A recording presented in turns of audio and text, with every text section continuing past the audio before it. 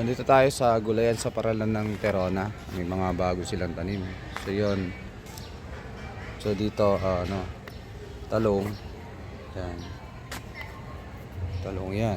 Dito naman kamatis. Sipag din yung garden coordinator nila dito. Sa gilid may mga kamuting kahoy tsaka saging. Tapos gabi nandyan. Ito naman ay munggo.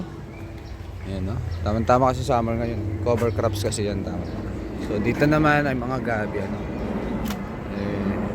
yan, may mga saging sila rin dito. Kaya malamig din sa garden nila. May mga bunga na yung saging. Yun. Yan. So may mga bunga na yung saging nila. Mga gabi nila, gabi. Saging. So ayan, yan, ganda ng garden nila. Tsaka maganda, may bakod para hindi pasok ng mga aso o mga kasi kung may mga gala, kasi kung minsan mga manok, yan, kasi tutukay nila to may mga galang mga alagang hayop. So totalong din to, may pechay din. Sipag talaga ng garden teacher dito, yung garden coordinator. Ito naman ay lettuce po, ayan. So yung green po yan na variety ng lettuce. At saka ito, meron din silang yung purple na lettuce. Ayan.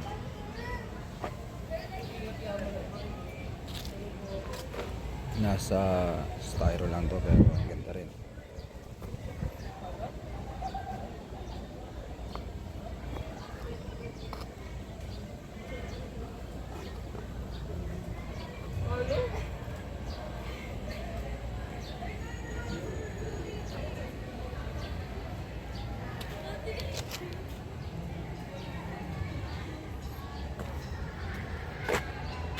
Ayan.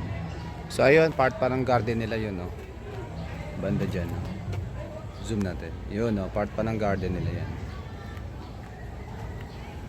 So nakikita, ang ganda ng lettuce nila.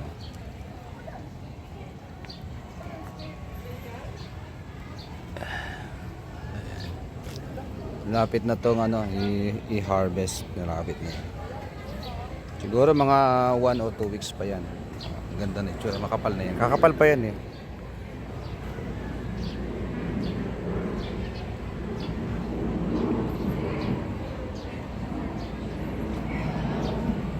So ito, wala nang 1 week to, pwede na i-harvest yung lettuce. Ito may talong sili di sila rito, talong sili yan.